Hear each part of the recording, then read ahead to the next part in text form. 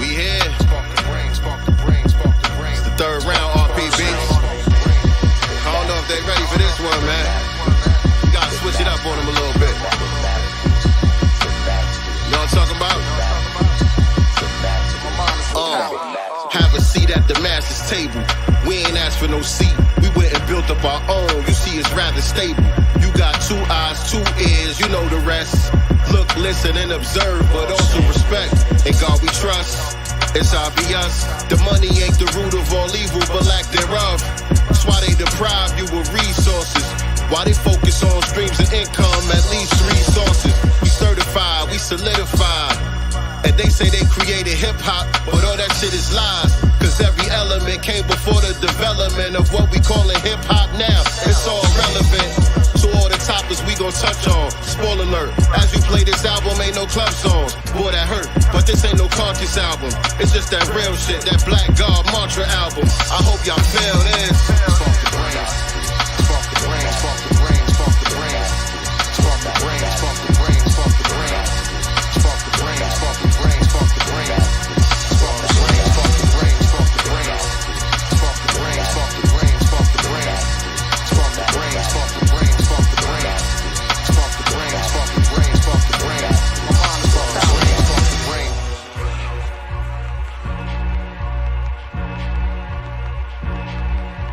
The masters, the masters, the masters, the masters.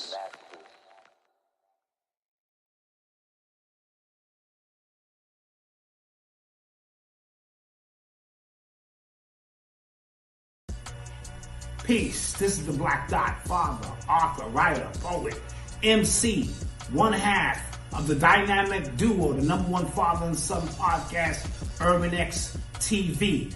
I am super excited about the new release, The Master's Table by Sincere Love the God and RP Beats. This album is going to be crazy. It's the follow-up to The Spear and The Shield. Already know what time it is. It's got some dope pieces on it. You're going to love it. Also on the album is yours truly, The Black Dot. So you want to go to the Masters RSVP and secure your copy now. They got a bundle package. You get a backdrop, you get a poster, you get the digital download, you get the physical copy, you get a hoodie. The whole process is really crazy. So RSVP to Masters RSVP, and you can get that dope album, My Sincere Love to God and RP Beats, The Master's Table. You will never be disappointed at how dope this project is going to be. Peace. Have a seat at the master's table. We ain't asked for no seat. We went and built up our own. You see, it's rather stable. You got 2 eyes, 2 ears, you know the rest. Look, listen, and observe, but also respect. In God we trust. It's obvious. The money ain't the root of all evil, but lack thereof. That's why they deprive you of resources. Why they focus on streams of income, at least 3 sources. We certified, we solidified. And they say they created hip-hop, but all that shit is lies. Cause every element came before the development of what we callin' hip-hop now. It's all relevant. So all the topics we gon' touch on. Spoiler alert, as you play this album, ain't no club songs. Boy, that hurt, but this ain't no conscious album. It's just that real shit, that Black God mantra album. I hope y'all feel this. Celebrate the foundational Black American culture of freedom, fighting, and resistance with the first annual SES 5K run. This cultural experience will honor our FBA ancestors and icons while harnessing energy from our past to power our future. There will be security at this event to ensure everyone has a safe and enjoyable experience. A SES run is a cultural event for family and friends. Strollers and wheelchairs are welcome. The in-person event will include a free 1-mile fun walk and will be held on December 17th in Tampa, Florida. Unable to make the live event, you can also participate virtually anywhere from December 17th to December 30th. All registered participants will receive the official SES Run finisher medal, t-shirt, and more with the ability to upload their race time to the official site. Live event participants will receive the time race scores, professional finisher photo, video, and your name will be announced as you're welcomed across the finish line.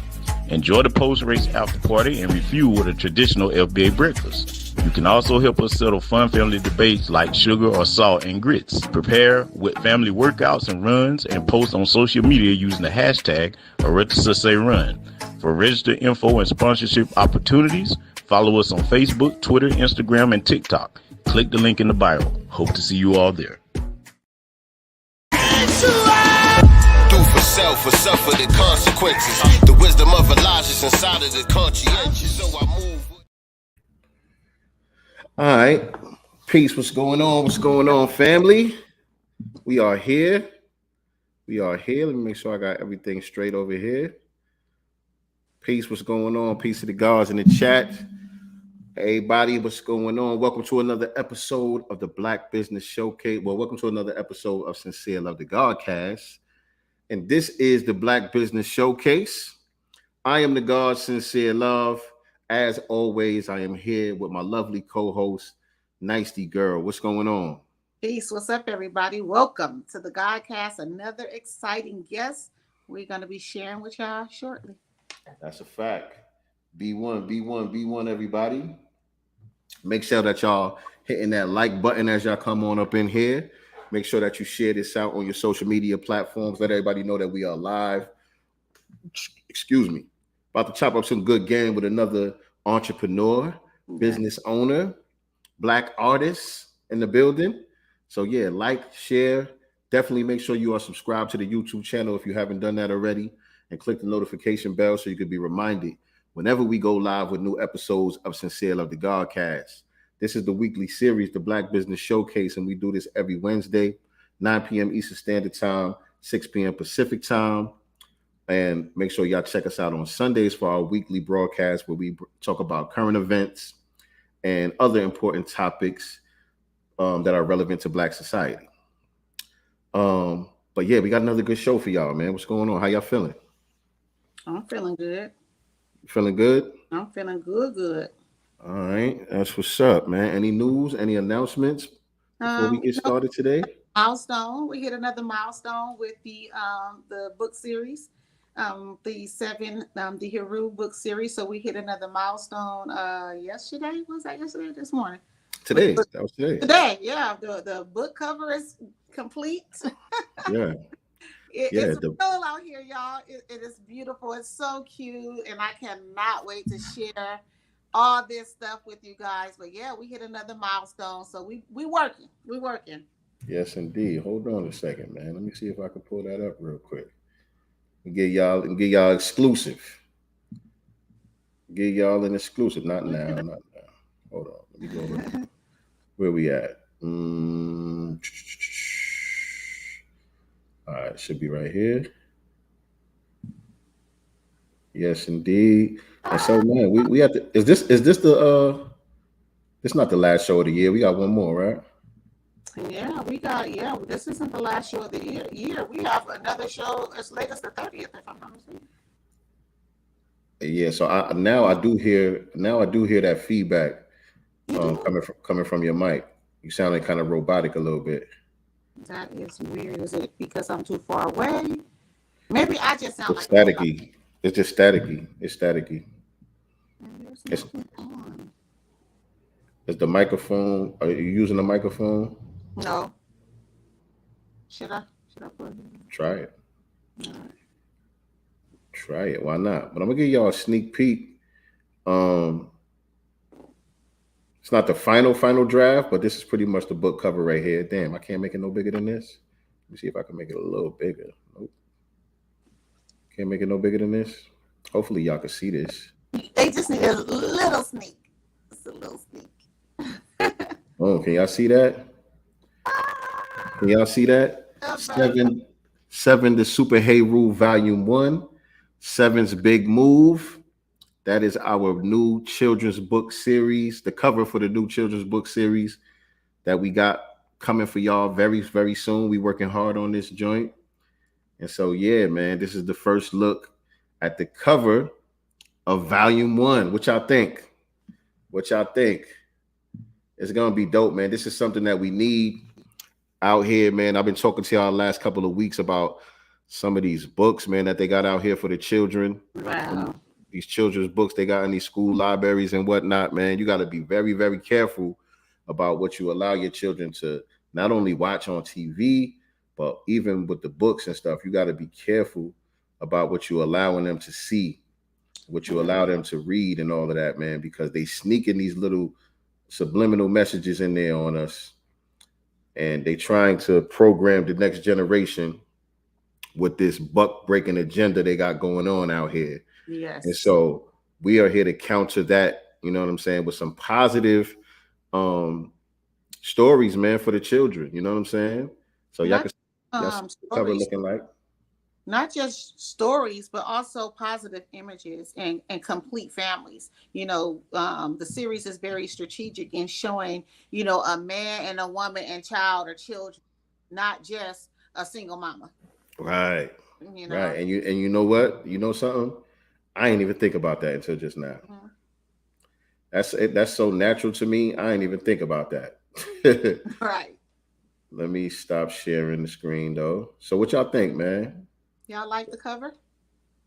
Shout out to our business partner and the author of the book, Crown 808.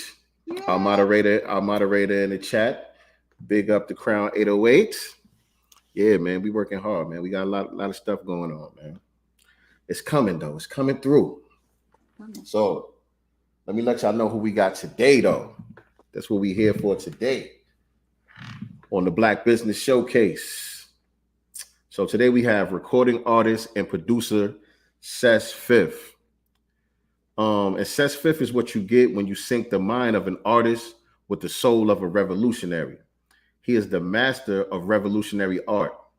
Born and raised in Newburgh, New York, 845 stand up.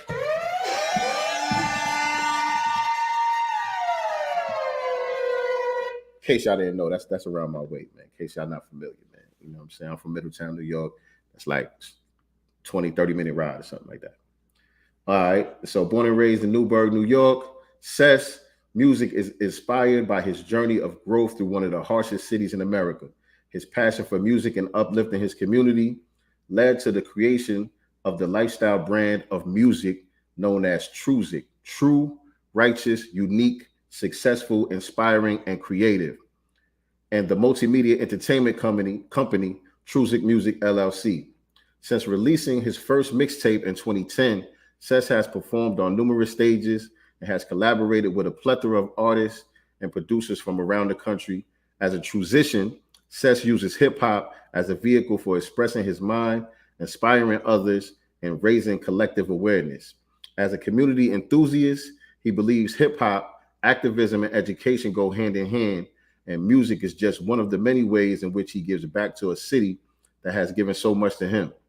When he is not in the studio, TRUSIC Music's head executive can be found organizing community events like the Hudson Valley Vegan Food Festival, free film screenings, peaceful protests, mentorship programs, and community cleanups.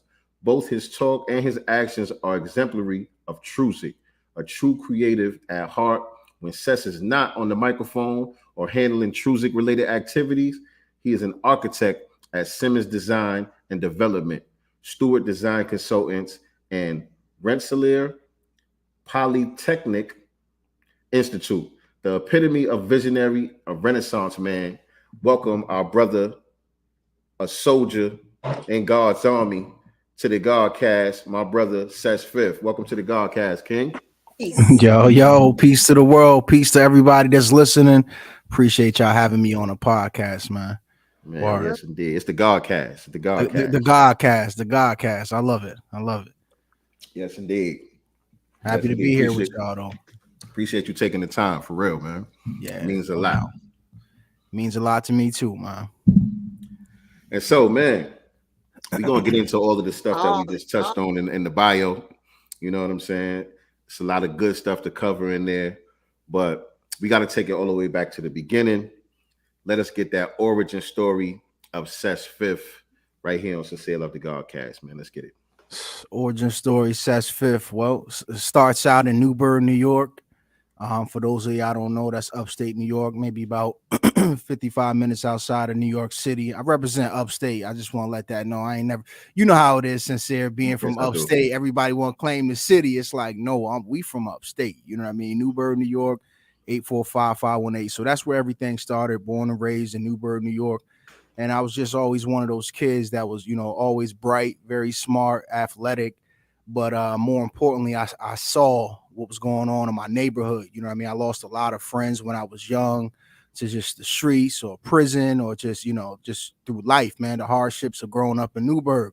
A lot of friends, a lot of family members that got, you know what I mean, that got lost in that struggle. So that kind of woke me up at a real young age, and it made me realize, like, okay, I need to really have some goals and some aspirations out here in my life. And so that led me on a path of architecture, which I do now, and music too. You know, music, I feel like, is a form of expression. It was a way for me to really take all that I seen and really just put it back, you know, really get the knowledge of self, and then through the lens of knowledge of self, be able to put back what I saw in my neighborhood into music. You know what I mean? So that's a little bit about me.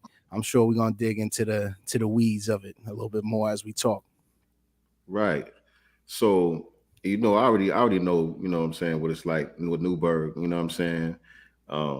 It's not, you know, a world-renowned city, but it is definitely one of the harshest cities in America to grow up in, you know what I'm saying? Not as popular as, like, you know, Compton or East New York or something like that, but it's the same type of conditions. Yeah. And so growing up in that environment and navigating through all of that, where were the initial seeds of knowledge of self implanted with you? Where'd you get that from? I think just from my family, my mother really just, you know, empowering me to be the best person that I could be, and always having me, like, you know, check out like the Martin Luther Kings, the Malcolm X, and just getting familiar with their work, their books. I had a couple good guidance counselors, a couple good coaches in there that kind of, you know what I mean, kept me on a righteous path. But it wasn't, I wouldn't even say until I was like in my early 20s that I really got into knowledge of self. You know what I mean? Like before then, it was mostly just, you know what I mean, sports. You know, I was in the hood too. I was doing things too that I shouldn't have been doing. You know what I mean? Putting pain in my city. You know what I mean? And it wasn't until I got a chance to actually go into college and then graduate college. You know what I mean? I ran into a good brother, my man Angel, down in Newburgh, Moorish brother. And he was just like, yo, you know, yeah, you got all of this knowledge, but do you got knowledge of self? And I was like, what you mean? I got knowledge. Like, what are you talking about? And then, like, you know, he started to introduce me to some things, and that led me down a wormhole.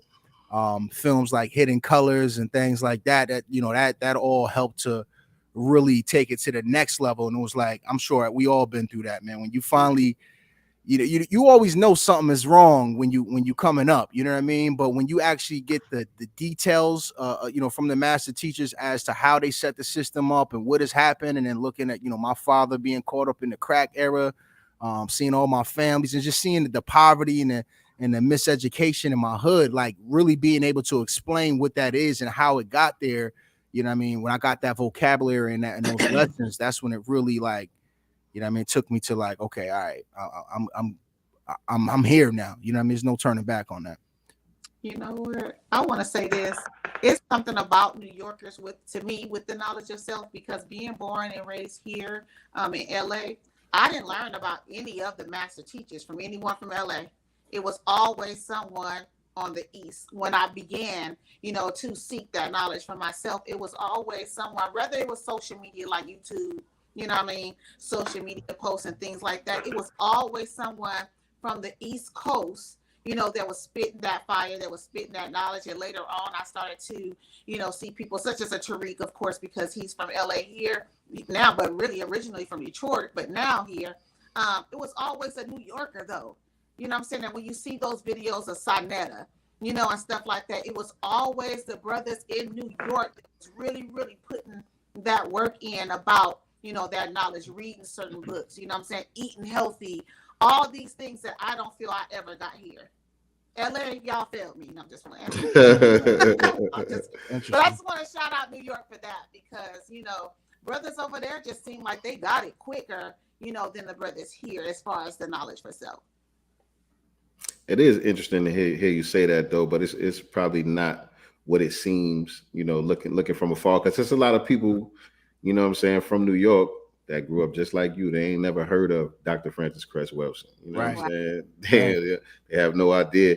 I had a kid tell me one time, because I got a tattoo of Malcolm X on my arm, and I was cutting this young kid hair. This was, before I left New York, obviously. And he was like, "Who's that?" You know what I'm saying? I'm like, "That's Malcolm X." And he was like, "Well, what did he do? Why you got him? Why you got him on your arm?" You know what I'm saying? Right. And he like 17, 18 years old. You know what I'm saying? So, and even if you think about the music too, being in New York City, the East Coast, it was a lot of conscious hip hop. You got the KRS-Ones, you got the X-Clans, you know what I mean? You got all the people that were really conscious on the mic. And so I actually had an older cousin. I got to shout him out, Pooh Grams, who was a part of the Zulu Nation when he was young. And so he used to bring some of those teachings back and just kind of, enlighten me to just not only Zulu Nation type understanding of hip hop, but Nation of Gods and Earth. You know what I mean? He used to teach me some of that knowledge too. So those were like the little sprinkles, but I didn't really, like I said, take hold until later. But to your point though, East Coast hip hop definitely had a big influence on a lot of us. Yeah. I always credit hip hop. You know what I mean? Some of those dudes. East Coast hip hop artists, though. I cannot say that I know of a LA artist that was spitting that type of stuff. It was usually artists from the East Coast, period. Yeah, West Coast, Cali, y'all got more of the revolutionaries, the Panthers, you know what I'm saying, the Black Gorillas and all that. That came from over there. Even the gangs, you know what I'm saying, that came out of the revolutionary movements and all that from the West Coast too. So that's why y'all got your Ice Cubes and, you know what I'm saying, West Coast Cam and people like that. You know what I mean? But back to you, my brother. So what was it? Football, basketball? Both football, basketball, baseball. I played it all, man. Anything. My mom's was like, I gotta keep him out the hood. I used to say this. I used to live right next to a park, so it was like when I got out of my house, I could make a left and I'd be going to the park, or I could make a right and I'd be right in the thick of the hood. You know what I mean? So it was like, luckily, I made that left a little bit more than the right. And that's real, man. I don't know how old you are, but did you grow up with Party? Well, I'm a little older than him, so I grew up with his older brother. You know what I mean? But yeah, he was a little bit younger than me. Okay, yeah. For those of y'all that don't know, Partisan Fontaine, they from the same city. He from Newburgh too. Yeah, he used to come watch the games and all that. Watch us play. He was the young guard, man. He really didn't take off until after he went to college a little bit too. But yeah, Newburgh is a small, tight knit city. It's crazy too, because I was working on this project for this dude, and I was looking at Newburgh from Google Earth. You know what I mean? And I realized how small the city of Newburgh is, and then how much pain and like poverty and like generations of my people done lived and died and like suffered and struggled. Some people thrive too, but like such a small block, man. We confined to such small areas. You know what I mean? For all the pain and strife that we go through, it was kind of amazing just looking at that. But yeah, Newburgh is a real small city. So you probably know, a lot of people know Party, people know me, people know, people that come out of Newburgh.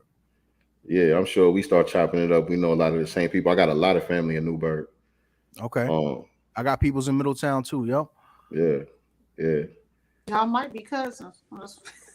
I mean, it's a lot of that in Newburgh too. It's a small world. We got the phenotype. and you know what I'm saying? He got the bars too. So, Right. There you go. And it's crazy because that's how I came across you. I forgot which song it was, man, but one of your joints came across my timeline and I'm like, damn, dude, nice.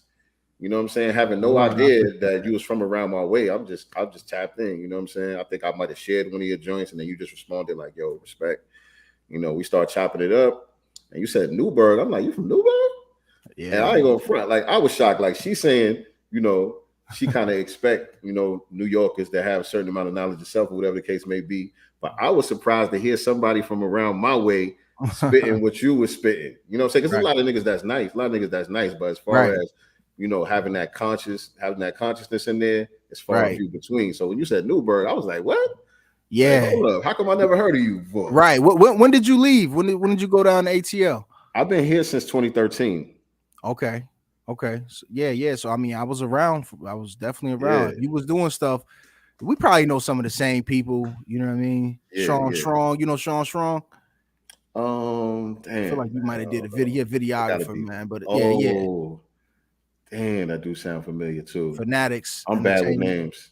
Right. I'm bad with names. I'll be going back home and people like, yo, Sin was good. And I'll be like, it take me a minute. Like, damn, who is this again? Right. Nah, I feel you. It's a big world. But so the architect thing, you do like those digital remnants of what the building is going to look like before, right? Yeah, so I gotta say, you know what I mean, because it's illegal to call yourself a true architect until you got your license. So I don't have my license yet. I'm studying for my exams, but I do everything that an architect does. So I work with other architects, and they pretty much just stamp my drawings. I've been working in this since I graduated college. I've been in even when I was in college, I've been in some form of the construction and the design and architecture business. You know what I mean? So now that I'm 36, it's been like, 15 years being in that business, you know what I mean? From actually, building myself, getting my hands dirty, being involved in pretty much all aspects of construction and building. But where I'm at now, which was always the end goal, but I kind of took the scenic route to get into an architect to be where I'm at right now. So yeah. That's what I do. I design buildings. I do renderings. I can show you what your building gonna look like beforehand. I mean, but it's bigger than just renderings, because a lot of people can do renderings, but they can't actually draft up blueprints. You know what I mean? So I do actual blueprints. I coordinate electricity, where your HVAC system gonna go, what type of roof you putting on, EPDM, rubber, shingle roof. I design everything from every detail to every screw. You know what I mean? Shout out to the black man. Right. That's not what you went to school for, though. When you say you went to scenic route, what you describe that? So I did go to school for that. I went to RPI, the school, one of the universities that I do business with now. So I went there originally because there's a different career paths, and hopefully we could talk about that a lot too on this podcast, on this Godcast, because it's important for us to understand career paths. Because when I was coming up, I knew that, from, I think it was like 11th grade, I took like a CAD class, you know what I mean? I learned how to do some design, some computer aided design in one of the class. And I was like, yo, this is dope. And then one of my teachers was like, yeah, this is what an architect does on a daily basis. And I had always been into like just, nice looking houses and stuff. So that kind of led me on the path. So I went down that path, went into school for design. I originally wanted to be a straight out architect, meaning I graduated college and I went straight into an architecture firm. But that's a 5-year program. But when I got to school, me being a black dude, RPI, one of the best architecture schools in the nation, you know what I mean? I felt like out of place. Everybody else was there. Like their parents was architects, granddad was architects, engineer. I'm straight from the hood. You feel me? So I'm wearing do-rags in class. You know what I mean? I pull up to class and I'm interested in this, but I don't have any like framework. I don't know the career path to really take what it takes to be an architect. I don't know about you got to work under an architect for 2,000 hours and work out in the field for another 2,000 hours and have all of this experience and training. I didn't know those career paths when I first started. You know what I mean? So I say that to say like my sophomore year in college, man, I remember going in there and I almost didn't make it to college. You know what I mean? Just back to college. After the first year I graduated, I went home. I'm trying not to ask my mom for no money or nothing like that. I'm trying to stack up bread for the next semester. I'm out there. I'm on a blog. I'm hustling. I'm doing a bunch of things. Turns out my financial aid didn't go through. So I'm like, damn, I may not be going back to school. Ended up getting it right. Shout outs to me playing basketball. I had to get some strings pulled from a basketball coach. So I was able to get back into school. But when I got back, I guess there was some sort of summer assignment that I had missed. Now, me being the only black kid going through financial aid issues, you know what I mean? I'm the only one who didn't do the summer assignment that was assigned to everybody else who didn't go through that. And I ran into this German professor and he was just like, he went at me hard. He was like, you'll never be an architect. Like, and I'm trying to explain to him, like, listen, I almost didn't make it back and I didn't know about the assignment. I can complete it. You'll never be an architect. And I don't want to hear any excuses from you. So I'm all tight. I get mad at him. I'm like, yo, stop fucking talking to me like that. I lost control. You feel me? So ended up switching my path in college from going and leaving and going straight to an architecture firm to more construction management. And that was something that if I had a mentor like myself, I would have told myself, listen, man, just stay on your path. This is one asshole. Just deal with it for this semester and keep it moving. But I didn't have that. So long story short, or short story long, it took me on a path of construction management. So like I said, for the first like 10 years of my career, I was actually on site managing contractors, but it taught me. So I'm a better architect now because I know how things are built. You know what I mean? I actually know how pieces come together because of my experience in the field. So I took the scenic route. A lot of architects, they go straight into the office and they never know that what they designing is can actually be built by a contractor. But me, because I've worked with contractors, I managed and did all that type of stuff. When I go into the design office, I kind of got that extra little chip, but it was the long way around it. You know what I mean? Man, yo, that shit touched me right there, bro. Right. I'm glad he stuck it through. Bro, it's crazy, man. Mentorship, career paths, that's what we need, man. Guidance. So what's your plan to pay that forward?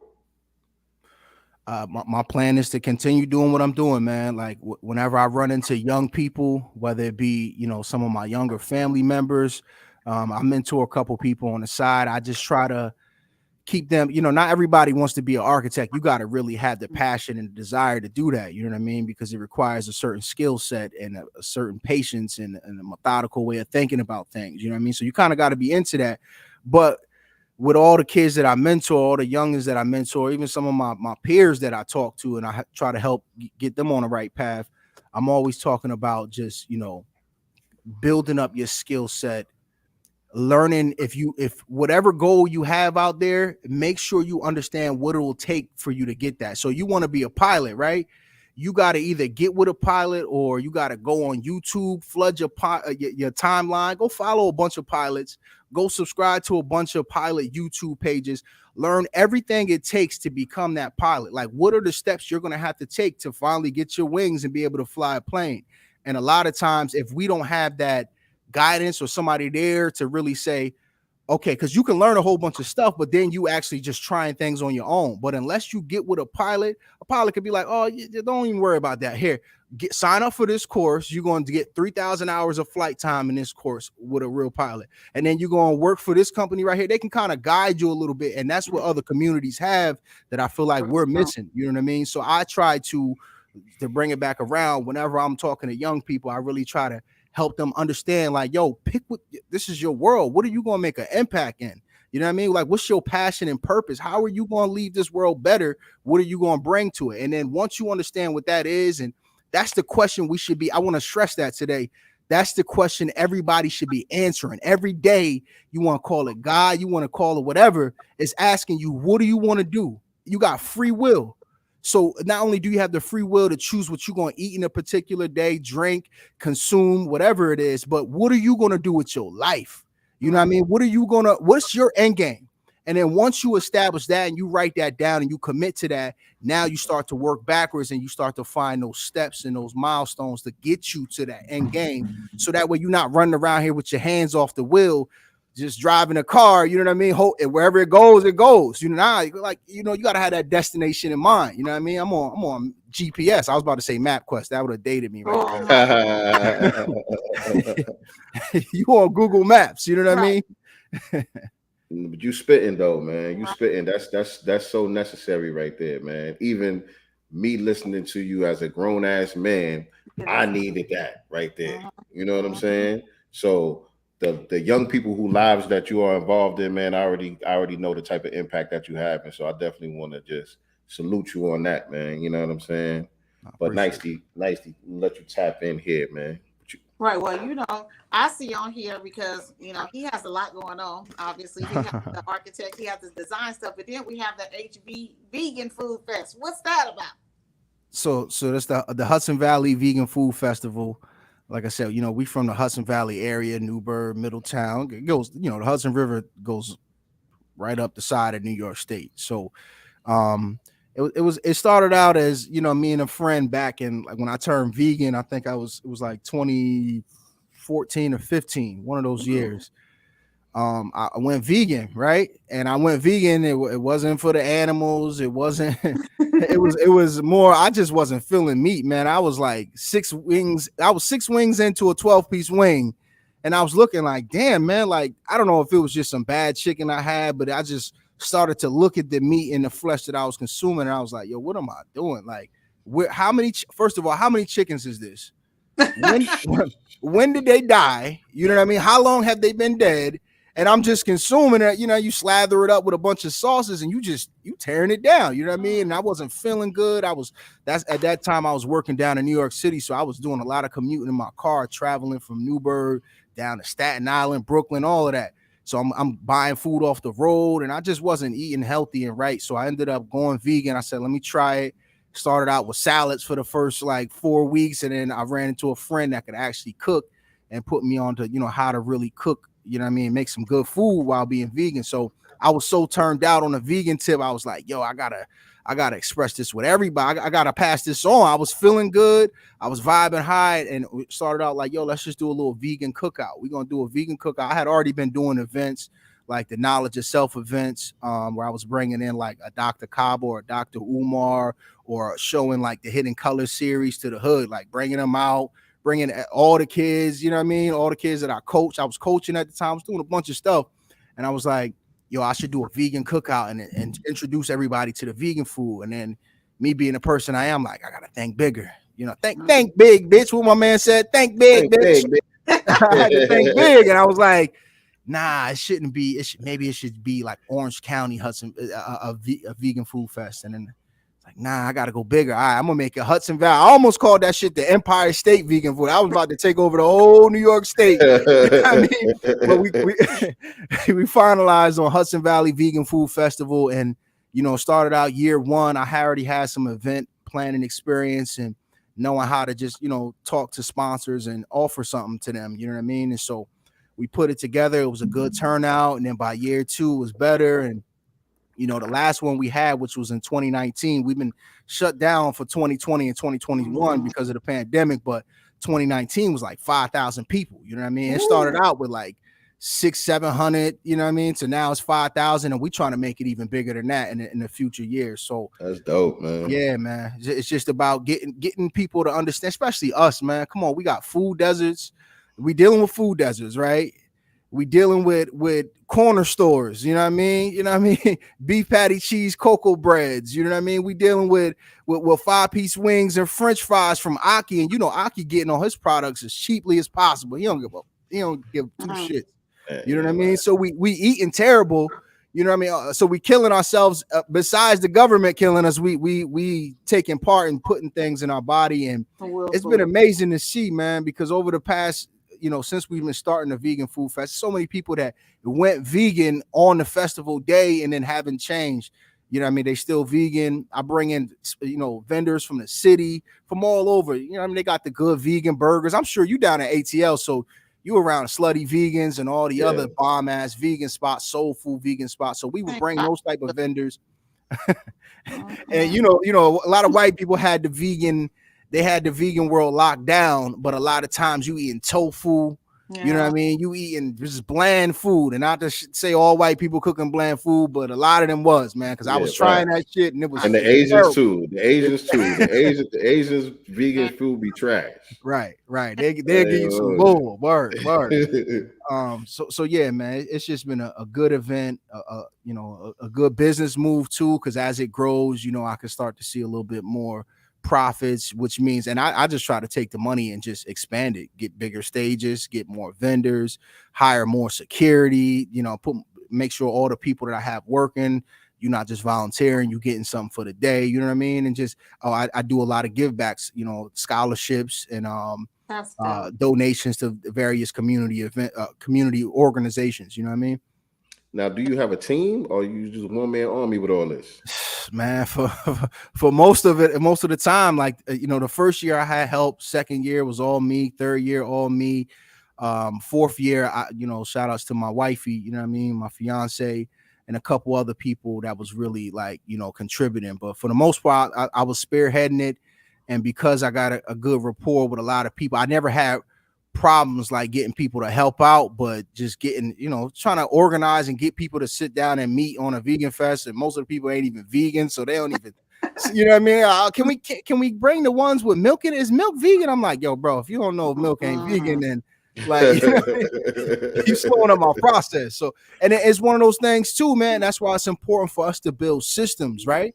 You know what I mean? Because once I had the system, once I did it 2 or 3 times, it was like, now I'm just taking that blueprint, and for the next year, I can kind of just expand on it. But I got the framework already built, websites, I got the vendor forms, I got the health department forms, I got all my security people set up. You know what I mean? I know all my various vendors bringing in bouncy houses and setting up tents and generators.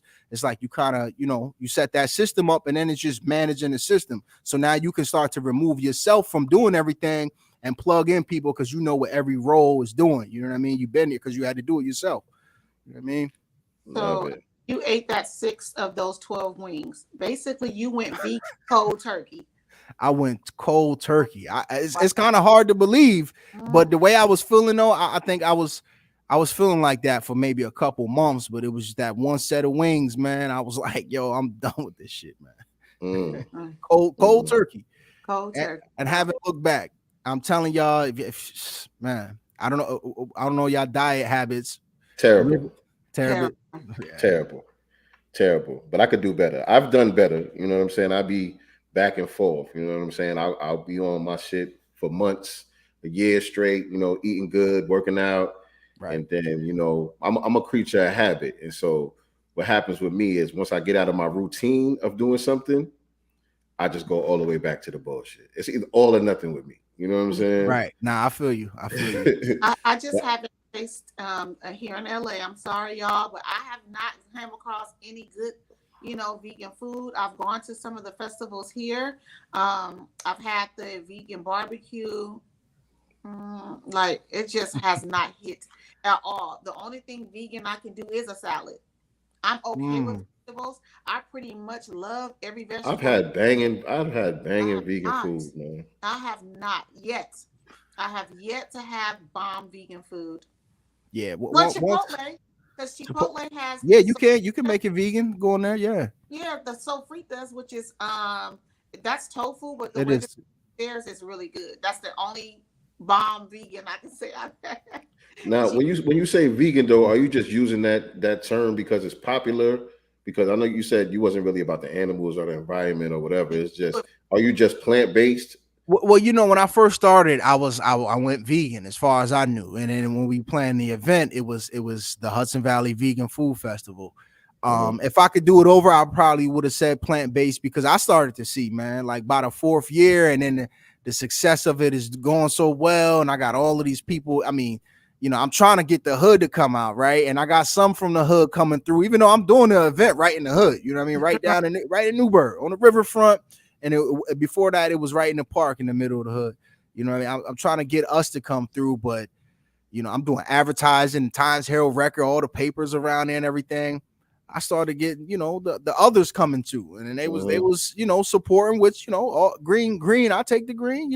I would like to see us there more, but they're gonna see the representation of us because I got my family working the door. You know what I mean? I got my people's hosting, and I bring in various influencers, vegan leaders, pretty much. In that world, I was bringing them in to speak. But what I will say, going back to that vegan word, I started to see some of the clientele that came through was on some super left-wing vegan, like some of these white women was borderline Karens, you know what I mean? And one lady like, oh, you said you would have one of my vendors was late. They were supposed to have vegan ice cream. She's like, you said you would have vegan ice cream here, and I showed up and you ain't have it, and I want my money back. I went over to the front, said, give her money back, get her the hell up out of here. You know what I mean? Like, and so I started to see like that was the demographic of vegan.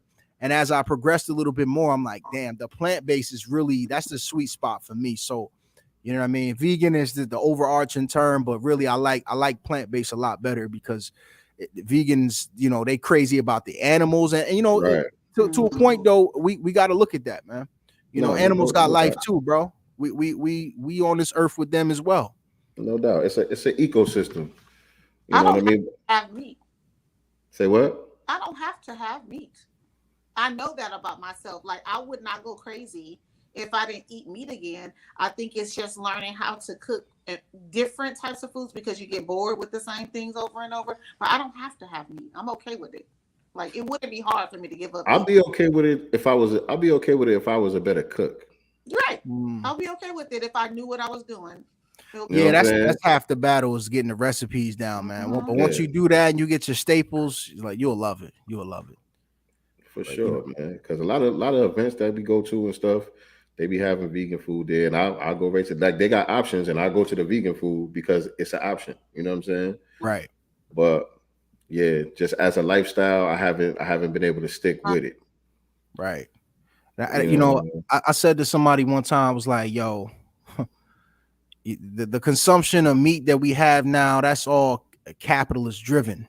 You know what I mean? People want like, yo, can I get the best bang for my buck? So I'm a steroid this chicken up. I'm gonna get the biggest pieces out of them. I'm gonna genetically modify them so that they have, even more babies at a time, more eggs at a time. I'm gonna feed them as much feed. I'm gonna pack them all as tightly as possible. So, white supremacy and capitalism really made our eating habits the way it is. I mean, even if you look at soul food and how we, digest a lot of that's plantation based. You know what I mean? And then what's to say, right? Like you always hear that back in the slavery times, they would trade, they would trade horses, and then you would get a little nigger girl thrown in there with the horse. You feel me? So all it would have took is for one of them to say, and I heard about this book. I got to check it out. Me and Cabo was talking about it. The Delectable Negro. You feel me? So all they would have needed to do is say, yo, like that dark meat is where it's at. And before you know it, we'd have been out there getting harvested just like animals too. You know what I mean? Them animals, they cry, they feel. And are. What was that? I said and are. Word. There's definitely taking place. You know what I'm saying? You hit up that dark web. Right. You could probably order a couple Negro fingers or something. That's true. That should be some Dahmer shit going on. Word up, man. I mean, but I noticed that these chickens, buff as hell in these packs. Back in the day, they didn't look like this, but the chicken is really buff. I'm serious. Like they got muscles in those packs.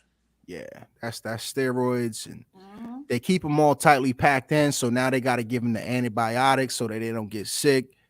And then by the time you eat it anyway, it's already, man, it's yo, this is how I feel, bro. I'm gonna tell y'all this, and this is some real shit. I don't tell too many people this, but I would eat meat again, right? But I would have to kill it myself. Like if I eat meat, I want to hunt the deer. I want to fillet it. I want to drain the blood. I want to go through the whole process and appreciate the animal. You know what I mean? So if it's a chicken, I want to snap the chicken neck. I want to pluck the feathers, like.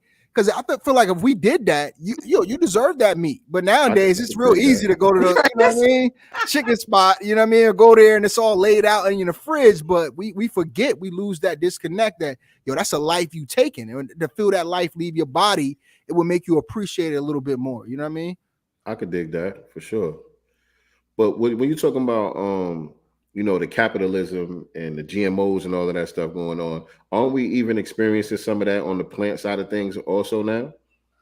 Yeah, it's true. Like a lot of the seeds are being compromised. The soil, to a certain degree, is being compromised. That's crazy. This dude, what's his name? Bill Gates. Buying up all the farmland and all of this stuff. So it's like, how do we navigate through this? We have such a disadvantage, being that we don't own most of the useful land. You know what I'm saying? We don't farm a lot of our own food for the most part. Like, how do we navigate through this? Because it's like that was part of my slacking off at one point too, because I was doing real good. And I got this book. It's called Shifting Your Paradigm. And I was learning a lot about the foods that we eat and stuff. And I'm sitting here thinking I'm eating so good. I'm feeling better and everything. You know what I'm saying? But as I got deeper into the book, even the stuff I was eating wasn't good. You know what I'm saying? I start reading about broccoli, and I'm like, damn, I thought I was cool with the broccoli. Right. And so it was like, man, well, I might as well just going back to the wing stop. He said, well, I'm gonna leave the broccoli. I'm gonna just go get a McChicken. You know what? it's not just the seeds. I think it's also the soil, because I have a small garden in my front. I have a condo, so I don't have a huge yard, and I have these sitting potting plant thingies, right? So I was able to grow like bell peppers and stuff like that. And so my crops went bad. I decided I was going to start over. So I went out and bought some more organic soil, and I'm having the hardest time. And I actually bought some organic seeds recently from a sister, and I'm having a hard time with this crop. And I don't know. I know it's not the seeds. I really believe it's the soil. And when I went and got some one time, they told me, oh, it was a recall on the soil. You know, so I had to went back, you know, a week later, on the soil? Back, you know, I got some more soil, and I've been watering, I've been doing everything, but it's like nothing is happening. So I think it's also the soil that we're being sold, that they're intentionally trying to stop us from growing our own food. You man, y'all hitting it right on the head. I mean, it's like, it's almost better if you just go in the woods and see where something is grown and take some of that soil and bring it back, because if it's bought and sold, you know what I mean, it's processed at the end of the day. Somebody had to do something to it. They trying to throw they try to make it organic by throwing in some organics, but the soil may be shit, you know what I mean? So yeah, you know, he got me thinking about my fiance. You know, we got we got some raised bed gardens in the back. And, you know, she always talking about like she want like a full greenhouse with a filtration system, because you walk outside, you look up in the sky, you start saying, all right, now let me put the tinfoil kufi on. You look up in the sky, you see all the chemtrails going on. It's like, yo, what are they dropping on our soil anyway? So our soil may be contaminated by, you know, like I heard somebody say it ain't vitamins they putting in there. You know what I mean? We know they ain't sprinkling vitamins down on us. So what are they putting in there? You know what I mean? And then that definitely has an effect on us. You know, you go to the grocery store, it's a shame that you even got an organic section. It's like, okay, if it ain't organic, then what the hell is are we eating? Like, you know what I mean? You got to go and search out things that say organic or natural. I mean, you can't even use natural anymore, but organic. And yeah, man, something we've been trying to do recently, and I think that we all should take a look at, is more sustainable for us, is farmers markets. You know what I mean? Getting your stuff straight from the farm. At least you know who's preparing your food. You can actually see the soil. You know that it hasn't been processed. It hasn't went on one truck and then another truck, and you know, touched by 1 million people before you finally pick it up from the grocery store shelf. You know what I mean? So, you know, you damned if you do, damned if you don't. But take some serious discipline, though, man. You know what I mean? But once ain't nothing like a made up mind, man. Once you make up your mind that that's what you're gonna do, that's how you're gonna live your life, then ain't nothing gonna be able to stop you. But I'm curious to know, how did you link up with Dr. Kaba, man? So yeah, Dr. Kaba, man. Shout outs to Dr. Kaba, man. He's just such an amazing person. Him, his son Haru, his wife. You know, I got to spend a little time with him back down in DC on the 5th. I mean, they some good people. That was amazing. Y'all didn't meet out there. I didn't meet the wife, but I met Kaba. So I met Kaba. DC. She was there. Oh, you was there? I was there. For real. For real. You was in a crowd, and where was you at? I was kind of towards the backstage area. I was over there. Both of y'all I was backstage too. I was right there, standing next to Kaba. We probably literally spoke to each other and everything. And see, my son actually did a vlog. I'm gonna check to see if he was on it, because he was walking around. I definitely seen you in somebody's footage. I don't know whose footage it was, but I definitely seen you. I took my son. Wow, that's crazy. We probably did, man. Small, it'd be like that sometimes. Yeah. But yeah, so I met Kaba because like I said, I used to do the knowledge of self events in my hood. You know what I mean? I used to bring out, I felt like, you know, I seen everybody in Newburgh, and you probably seen this in Middletown too. You know, they bring up the hottest new music act. You know what I mean? Everybody going to the club to see them. You know what I mean? And you get all the opening acts come through. They kind of, you know what I mean, foot in the bill. They paying to perform, and then you got the main act. Yeah. So I was like, yo, how can right. So I'm like, yo, how can we do this and really get the word out and get this consciousness out to our community? So I was like, yo, we got to do this. I was doing a Knowledge of Self film series where I was bringing I was planning dates, having the community come out, providing food and everything. And we just sat down, we watched Hidden Colors, Out of Darkness, things like that, and then have a group discussion.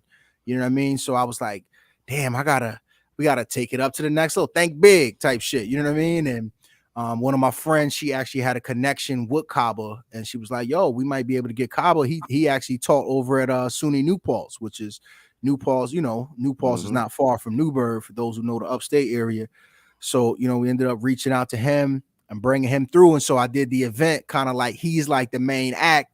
And then I still have some conscious artists come through, and they kind of like the opening acts. But then I also had the vendors there. So how I ain't hear about this? Yo, word, like you would have been perfect, bro. At the time when I was like, yo, where the hood at? Because I'm looking for my mans that I did dirt with in the streets. I'm like, yo, why they not here to support this? This is the real, elevation of where we supposed to be going. So I wasn't getting support from the people that I wanted to do it for, even though I was getting support overall. You know what I mean? But as conscious, you spit, bro. You probably want your message to get to some of the brothers, you know what I mean, that could really use that message, but instead it ends up falling to the conscious community. So it becomes like an echo chamber. And I was trying to break out of that, you know what I mean? And trying to get to the people who actually need to hear the message. Because if you on that conscious path, you probably don't even need to hear this shit. You know what I mean? Or maybe it's reinforcement. But so I brought him through. We did the event with the vendors and everything, and I performed.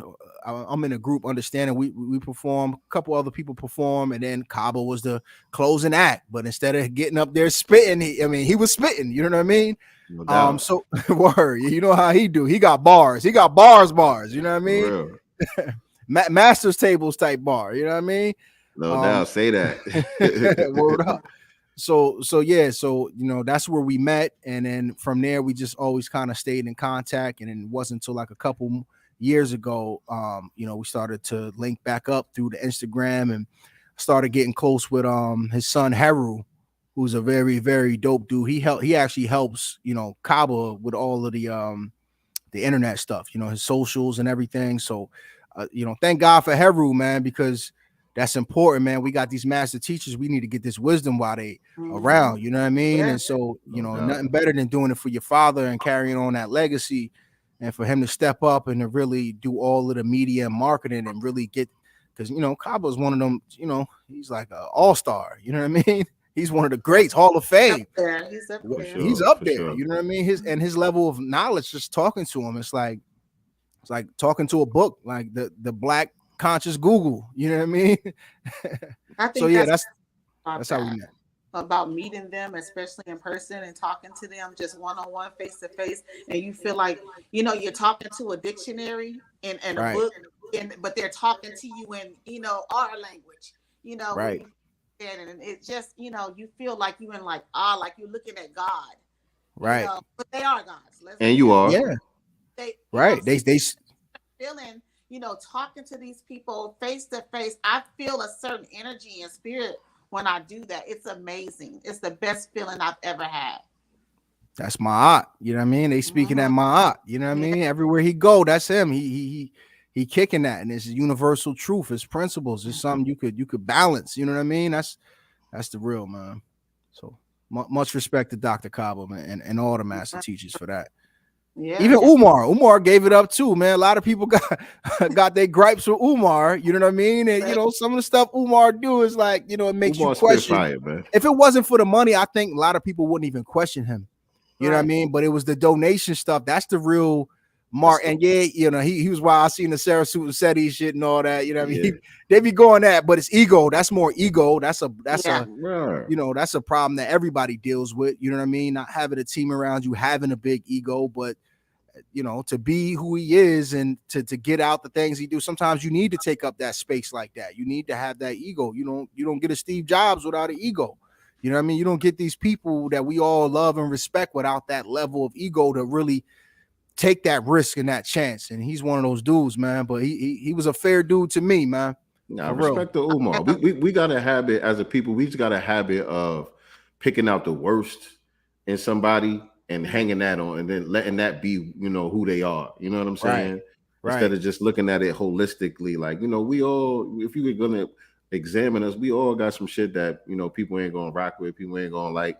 You know what I'm saying? But yeah, definitely respect the Umar, man. We ain't gonna agree on everything, but and this idol culture too. You know what I mean? We putting people up on pedestals too much. You know, we idolizing people. You know, they human beings at the end of the day. So, you know, you when you find out your idol, you know, farted. You know what I mean? Like, damn, I ain't expecting to fart, but he human. What the hell you think? Like, you know what I mean? He not going to do some human shit. You know what I mean? Word up, man.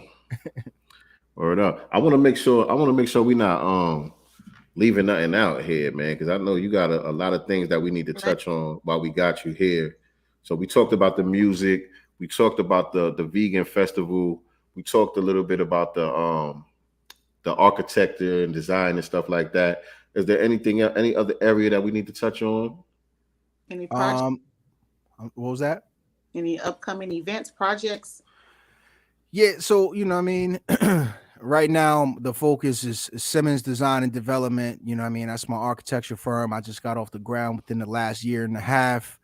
Got a lot of clients. Yeah, thank you. I appreciate that, man. It's been a long time coming. It's like that serendipity. I can't wait to get my license. I'm gonna go find that professor that shitted on me. Right. Let him know. Like, don't ever do that to a young black kid, because you don't know my story. And you did that to me, and that took me off my square. But I'm happy to be back on. But yeah, so that's clicking right now. You know, that's taking up a lot of time. I got 2 young baby girls. Yeah, I got one that's 2 years old and one that's 8 months right now. So when is the wedding? Right. The wedding is coming. The wedding, best believe that, man. We just trying to, you know, we trying to do it right, because we're not trying to have no regular wedding. We trying to do it like some celestial shit, you know what I mean? And having 2 young kids, it's hard to really plan for a wedding. But best believe I'm marrying my black woman, my queen, my goddess, you know what I mean? That's a fact. That's legacy. That's family building. So that's what this business is. As far as TRUSIC, you know, I'm actually about to drop that reparations video. Okay. Yeah. So that, you know, that song released in like October, end of October. I got some footage from the rally, some footage down by the White House, and just trying to put it together right now. I do a lot of stuff myself, man. I do all the video editing. I see that, man. I see that. Things. Should be dope too. I appreciate that, man. I wish I had a clone, because we be lit. We really be lit out here.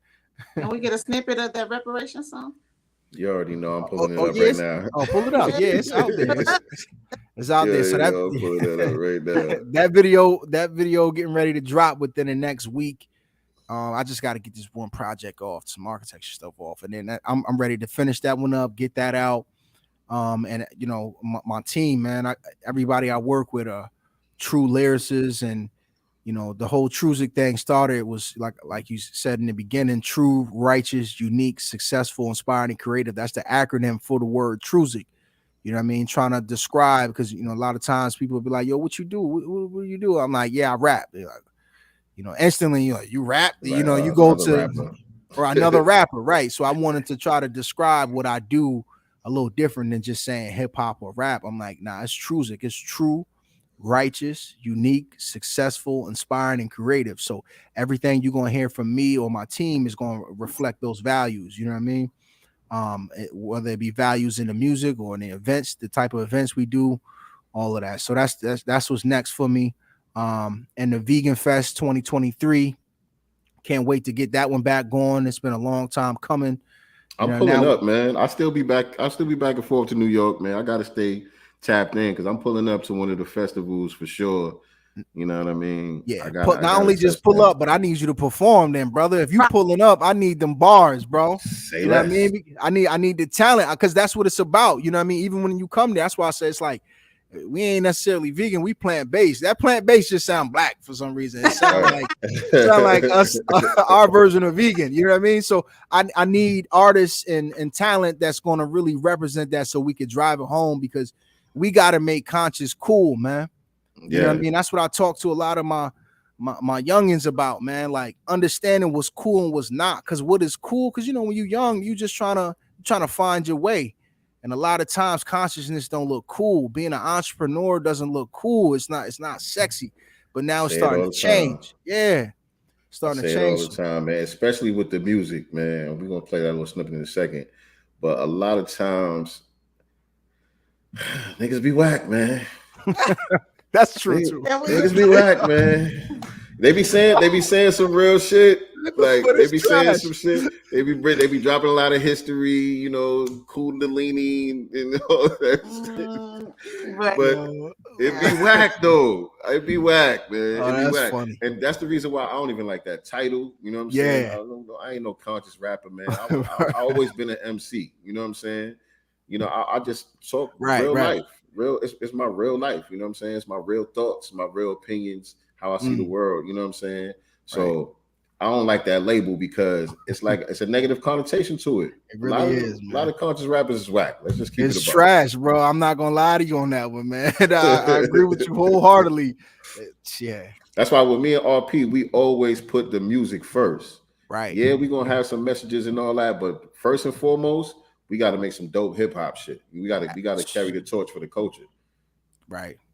That's it. And that's what my brother right here does as well, man. So, you know, it's non-negotiable, man. Gotta be fire. It gotta it's real dummy like fake news got the whole country like how we letting politicians lie to us while we letting corporations program us, how we eating food that can cause cancer. I'ma keep asking till I get some answers. I'm prepared for war, y'all can keep dancing, but if you feel the same, this should be your anthem. 40 acres in the mule, yeah, we need that. Reparations for the people, yeah, we need that. Financial education, yeah, we need that. Resources for the babies, yeah, we need that. They gotta pay us what they owe us, and I could give a fuck about the POTUS. You want my vote, then I gotta know your motive, and I'll be damned if you play with my emotion. Hustle hard, money stack. Uncle Sam want his tax, but I think he smoked crack cause he never paid me back. But he built this off my back. I'm the reason he intact. 40 acres in the mule. Tell me what happened to that. Black, labor, white, wealth, integration never helped. Jim Crow kept us held. Black people set up the fail. $100,000 checks, yeah, we need that. Black that's the start. Grants, yeah, we you know what I mean? That. Therapy from all the we need like 400,000. Justice system reform, yeah, we need that. They said we revolutionary, yeah, I be that. Fred Hampton told me that, I repeat that. The whole world waking up to the secrets. We the lost children of Egypt. You know what I'm saying? You know what I'm saying? That's it. Plain and simple. If you don't understand that, like that's the anthem right there, man. That's the reparations anthem right there, man. You know what I mean? All my reparationists out there, the B1 family out there, FBA family out there. If y'all not bumping that, are you really on code though? Right. You know what I'm saying? Are you really on code though? Speaking of codes. I was talking to Raheem Shabazz at the event. I was telling him about the song. I actually got a little cameo from him in the video.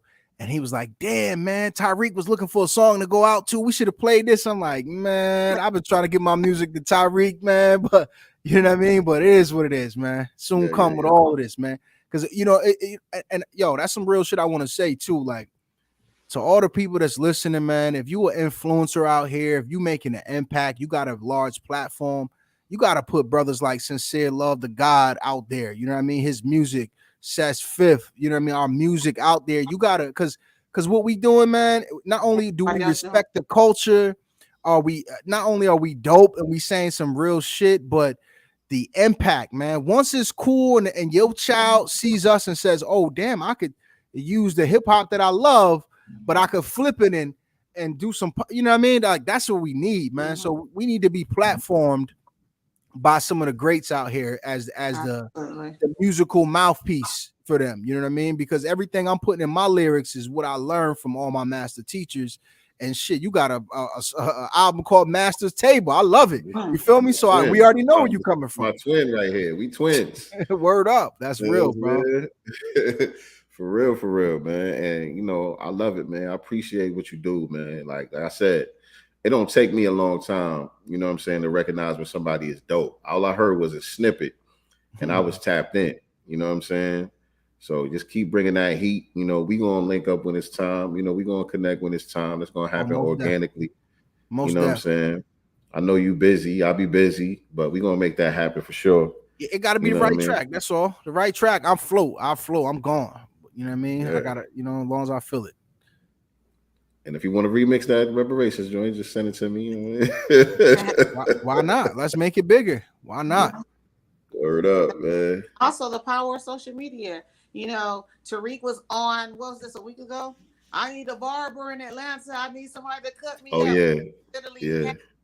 on Twitter and YouTube, like Sincere Love to God. And he starts shouting them out, "Where's Sincere at? I need my haircut." Right. There at the hotel cutting his hair the next day. I hit up Sincere myself. I was like, "Yo, bro." I was texting him, like calling everybody. He's not answering. I'm stressed out. Like, dude, wake your ass up. I didn't know what was going on. Like, we had the world like DM and messaging everything, and the alley-oop happened. It happened. So we can get this to him and make sure that maybe he played this on a broadcast. Something for sure. Yeah, I'm gonna do some advertising when I drop this video, man. I'm gonna pay to play. You know what I mean? Yeah. I want to support his business. Not even like that. I want to support his business, and a lot of things. Sometimes good business creates other relationships. So Absolutely. you know what I mean. And what he's doing is monumental. What they all doing. What all are. I know they don't like to be called leaders, but they de facto leaders. You know what I mean? They're giving out that knowledge in that game, and so we got to support them financially just as much as we listen and tune into their shit. I'm all for that. You know what I mean?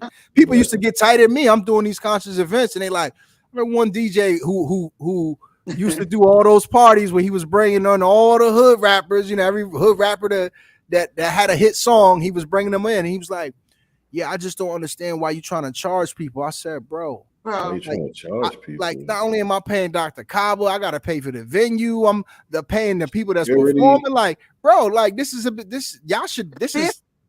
what you're gonna get out of this is gonna be worth what you pay, like $10, I think it was, to get in the door. Like, come on, man. It wasn't like I was charging y'all 40. But the knowledge. Right. So you want to make all the money off everybody, but I'm trying to educate the people. You know what I mean? I can't make it. I gotta go into debt for this. You know what I mean? I want to be able to do it again. Exactly. You know what I'm saying? Exactly. Like, what the hell, man? That burns me up. Mentality shift, man. That's what we need, man. You planning on going to the Texas Expo? Yeah, I hear him talking about it. I was definitely, I got to talk with the wifey about that because I would like to bring the babies down. I was supposed to bring the babies to this one, but it didn't work out. But yeah, man, I would like to be there. I see myself being there unless there's anything that's that comes up. No doubt. Hopefully we'll link up out there for sure because we plan on going as well. Okay. We should have the book out. By then we should have the book already in stores and everything like that. So, and shout outs to you, man. I see your son, bro. Your son is like for real, a son for real. He's bright, man. That. I love what you're doing, man. I aspire to raise my daughters like that, to be, warrior scholars. He looked like a young warrior scholar. You know what I mean? And I love it, man. I love that, man. For real. No doubt, man. They good. They got you. They good, man. They in good hands. You know what I'm saying? So yeah, man. Man, this feel good, man. This feel good. This family right here, man. Straight up. You know what I mean? So anytime you want to pull up, man, we here. The platform, it's open to you. Anything that you got going on that you need me to plug. If you want to run an ad, we ain't charging for no ads right now. You know what I'm saying? Oh, word. Okay. So yeah. Just let me know what you got, and we're gonna push it. Only thing we gotta watch out for on here is with the music. Because I get strikes even when I play my own music. Right. But see, I don't put my stuff on. I stopped doing the Spotify, the streaming stuff.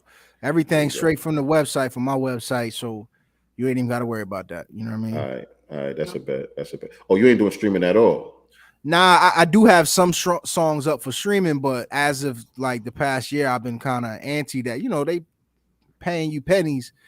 It's like, come on, man. I know it's easier access for people, right? Because everybody's on Spotify, everybody got their phone, but I want to kind of create the user habit with the people that like my stuff. When you want to check out my stuff, you go to my site. You come straight to me. You know what I mean? You don't go to somebody else for that.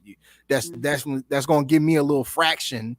Just come to me. You can get it for free. All I need is your email so I can stay in contact with you. So when these events start to take back off or other movements happen, you in the loop. And I've been blessed, man, because I've been in the architecture business. I never really needed music to fund my lifestyle. You know what I mean? You get so many starving artists, man, that they'll do anything for a hit. They chasing that next hit, so they bend in their their morals and what they talk with their concepts and songs and even the art. You know, they subjecting their art to corporate ways. You know what I mean? And so I've been able to fund my own shit. So I'm gonna say what I want to say, release it how I want to release, and that's it. In house, man. Or Okay, So- that's another thing we got to talk about too, then, because I need that setup. You heard me? Go ahead. I said we will not see you and Sincere with y'all butthole on the internet like Lil Fizz. no. I heard about that. Nice to be with the bullshit, man. Nah. Nice to be with the bullshit. I was so confused. I was just confused, like, why did you let this happen? Why? I didn't see it. I didn't see it. it. Oh, No, the I women don't know gonna what you're look. talking about. And it was just weird. It wasn't sexy. Chasing that fame, man. He's trying to stay relevant. He probably got something he trying to drop. You know, people, it's a wicked world out here, man. What people do for clout and for a little notoriety is something I'm not willing to do. You know what I mean? Right, man. So, are you thinking about writing a book?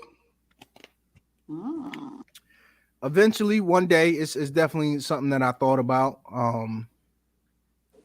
You got some books up in you, man. Just from the beginning of this broadcast, listening to just a little bit of your story, I'm like, this needs to be documented. This needs to be, you know what I'm saying? Right. Because that's something real that you said when you talked about the career paths and being the first one in your family to have this experience and not really knowing how to navigate the systems and all that.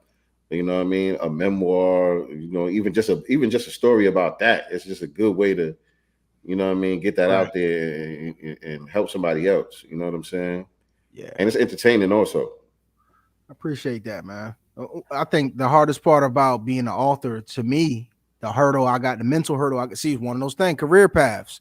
Understanding how an author gets there. Like, are you sitting down? Because if it's like this, I'm gonna tell you right now, if it's more traditional where I gotta sit down and I got a pen and pad, all my thoughts, that shit is gonna be a long time before it happens because I got a lot of things brewing right now. You know what I mean? But maybe if it was a way I could set up a system where I could have a conversation like this, talk to somebody, and then have somebody transcribe that into something, and you know what I mean, then that would probably be a little bit. I'll write 1,000 books off of that. But yeah, that's exactly what you could do. That's exactly what you could do. You could take something like this, hire somebody off of Fiverr, or if you know somebody in your circle, you know what I'm saying, that's good at annotation or whatever. And like you said, transcribe that. That's the book right there. Even if it's just an ebook, you know what I mean? That could be something that you give away. You know, you buy the merch, you get the ebook. You know, it could be something like that. You know what I mean? Right. But yeah, you ain't got to sit down and go through that whole process. You know, that's something I learned recently, and so I got to get a couple of these books up out of me too. That's why I'm pushing it towards you. You know what I'm saying? Word. Nah, definitely in the future, man. Looking forward to something like that.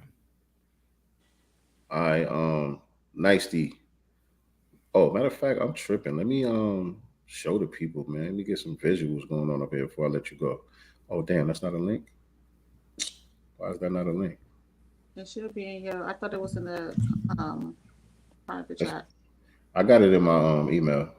I just gotta pull it up. 1 second.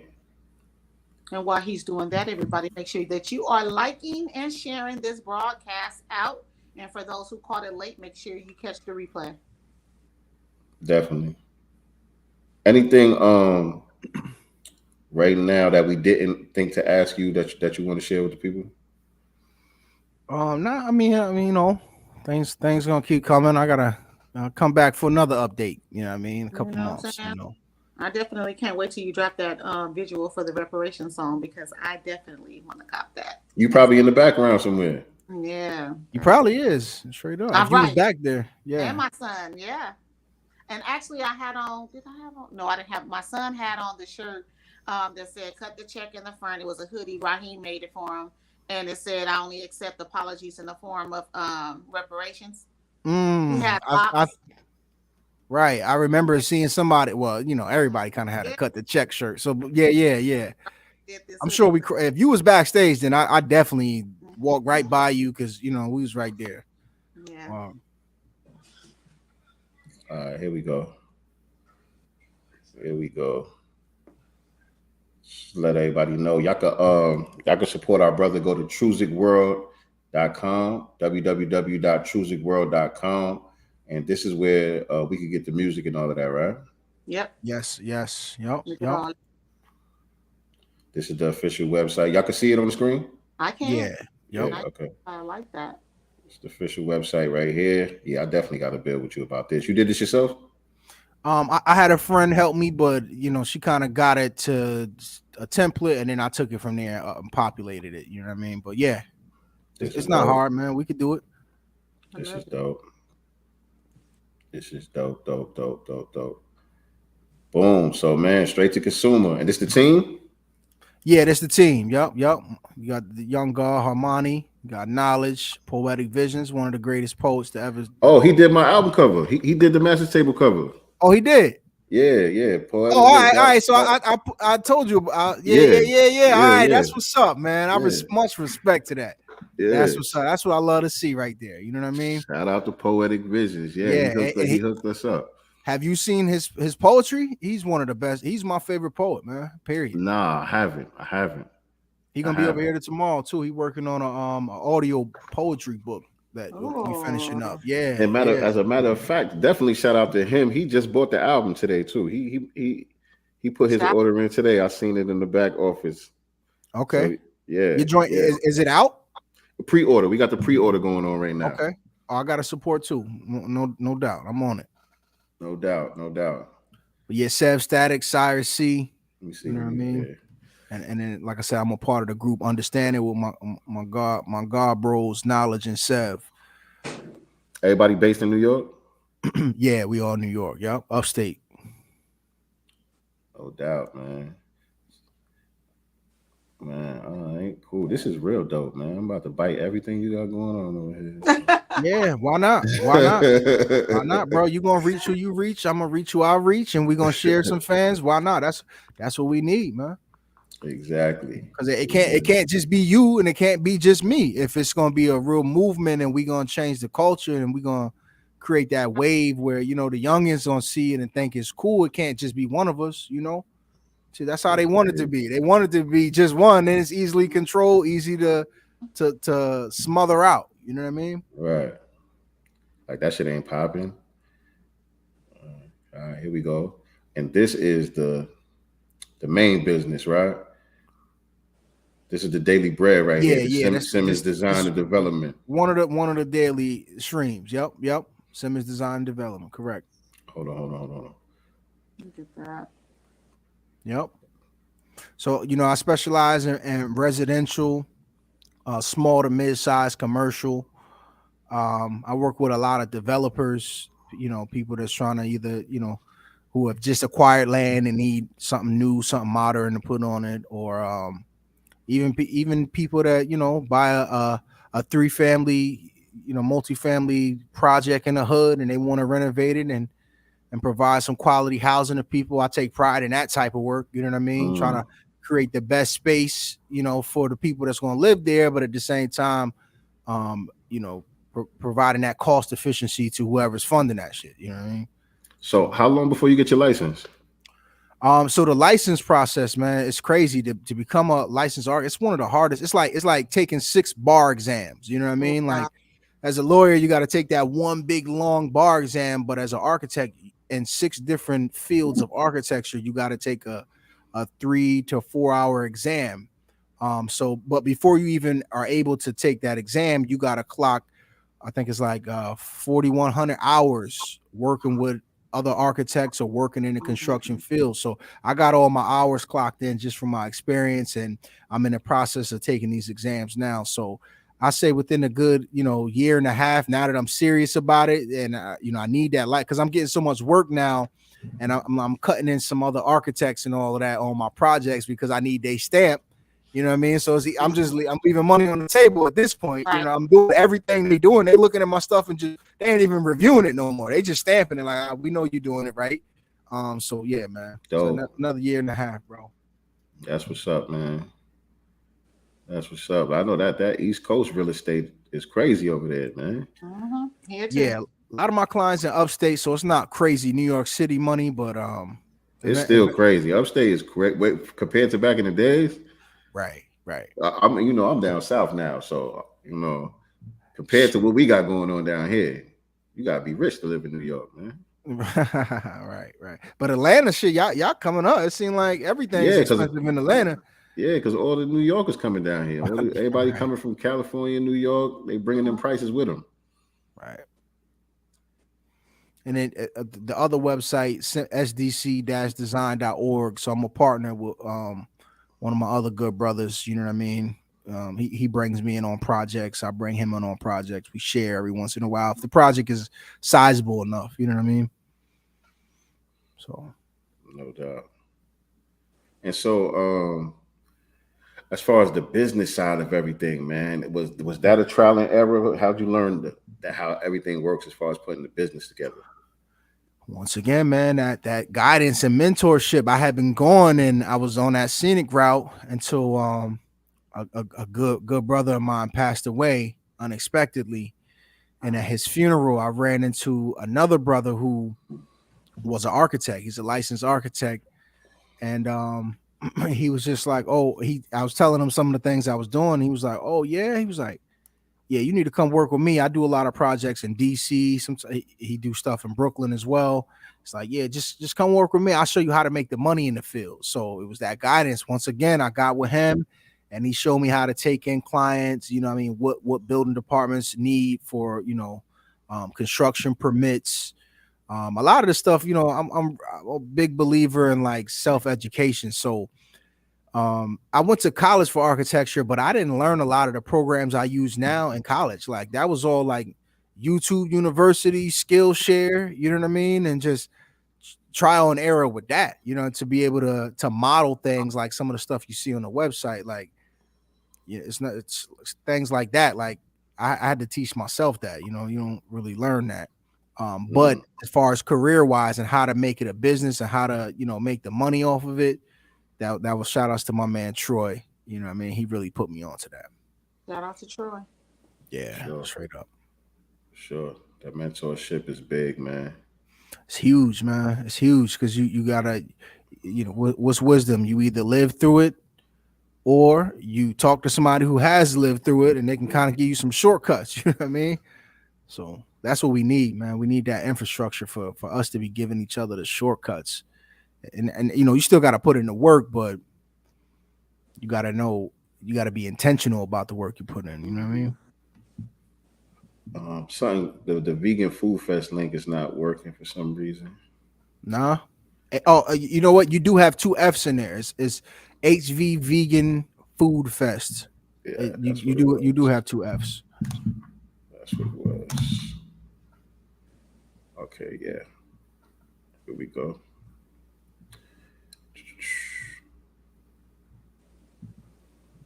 It's a busy man here, y'all. Man. It's a busy man right here. Renaissance man. Appreciate that, man. There we go. Boom. Like I said, just chasing purpose, man. Purpose, man. I suggest everyone out there to use your free will, man. I mean, we get caught up in this white supremacist paradigm, but that's the biggest thing they're attacking right now is our free will, the ability that every human has when you brought into this plane is to use your free will to achieve and to do things that your heart is inspired by. You know what I mean? And so that's what it's about. But we got to answer that question. What are you here for? You know what I mean? We looking for that writing in the sky to tell us. And it's all about you creating it for yourself. You know what I mean? That's the beauty. It's tough too, though, because, you know, now as everything is on you. You know what I mean? What are you going to do? Yo, is that Styles, the DJ? One of your sponsors? Yeah, that's DJ Styles. Yeah. Shout out to Styles, man. That's my man. Yeah, that's my man. He did my grand opening when I opened my shop in New York. Word, that's what's up. Yeah, he came through. He was a DJ for the last one we had, man. He did his thing too. That's a good dude. Yeah, he an OG, man. OG. He grew up with some of my older cousins and stuff like that. All right. And so you get busy in the kitchen, man? Yeah, I cook, man. I cook, bro. Me and wifey, we've been talking about this little vegan cooking show for a while, but listen, that's a lane right there. Yeah, I know. Especially a couple show. That's a whole lane right there, boy. Because see, you know, us doing what we do, you know, we get the shadow bands and all of that. You know what I'm saying? But when you're doing stuff like that, right? I know you're right. All you got to do is be consistent. That shit going to the moon. Right.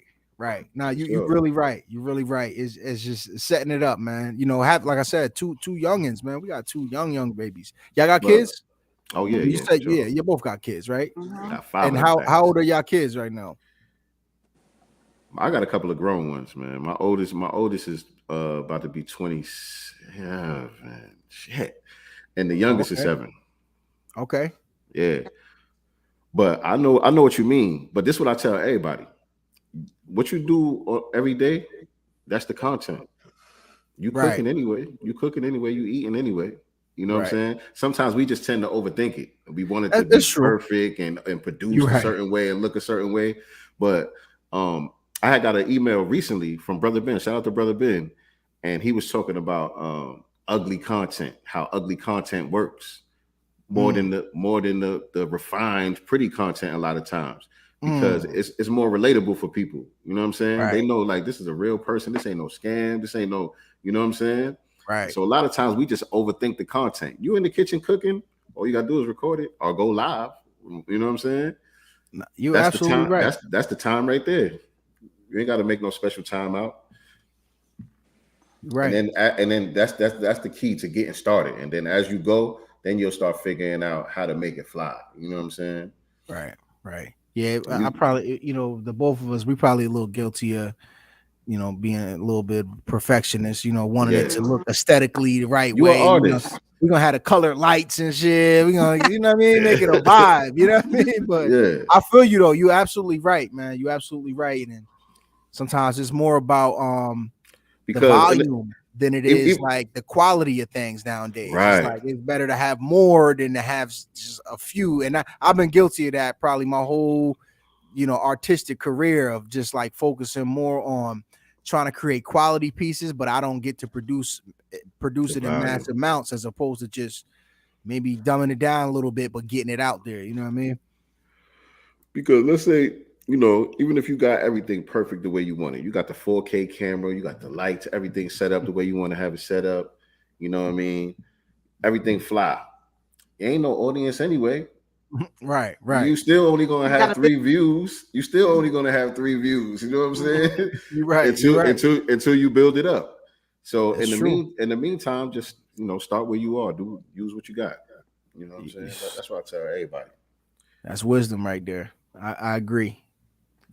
But I gotta get on your level, man, because you be churning out content. I don't know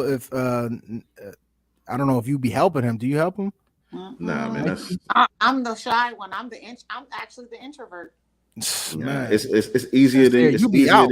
I don't know what you doing to get that shit, but I'll be like, my brother is on it right now, man. It's easier than people think. And again, I learned from Brother Ben. I took Brother Ben's program before the digital real estate program. I didn't know how to do none of this shit, none of it. You know what I'm saying?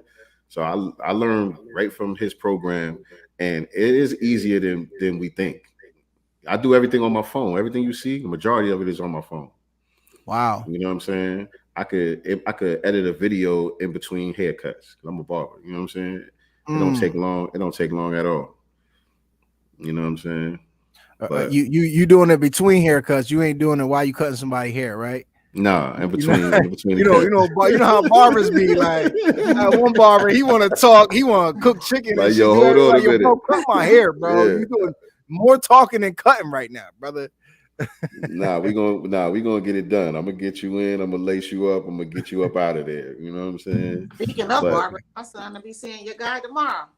Oh yeah, okay, that's what's up. Yeah, he's down there tomorrow. That's what's up. Yeah, you be putting out good content, man. Real good content. I love it. Appreciate it, man. Appreciate it. If you need anything like pointers or anything like that, just hit me up, man. Stuff is mad easy. Okay. You know what I'm saying? Like, once I learned it, I'm like, this is it right here. Oh, right. I'm off to the races. Right. You know what I'm saying? Yep. But we could do our last 2 nicely. All right. So I gotta hit you with the 2 final questions of the evening. Maybe not the last 2, because you know, Sincere be liking to throw stuff at you after I finish. But what does freedom and power mean to you? Freedom and power. Well, I think sort of like what I was saying before, you know, freedom is like that ability to use that free will to travel this earth. You know what I mean? Life is a blip, man. That's the name of my next project too. It's called Blip. I'll tell y'all what it means in the next episode or something. But life is a blip, man. You know, we think about how long the earth existed and is going to exist. You know, our lifespans is just a blip in time. So what are you doing with that free will? You know, and freedom to me is being able to use your God-given gift of free will to travel and experience this earth. You know what I mean? And to do it on your own terms, as long as you're not violating anybody else's universal human rights, or you're not violating, you know, Mother Earth's rights, you know, because Earth got rights too, I feel like, you know what I mean? Some of us be doing shit for the money, but we not thinking about the grander scheme, you know what I mean? Keep shit in my eye. So that's what freedom means to me. Just the ability to be able to move and maneuver using your free will to however you see fit. You know, that's the beauty of it. What you want to do is not what I want to do, is not what Sincere want to do. But if we all do what we do to the best of our abilities, we all gonna benefit from what each of us do.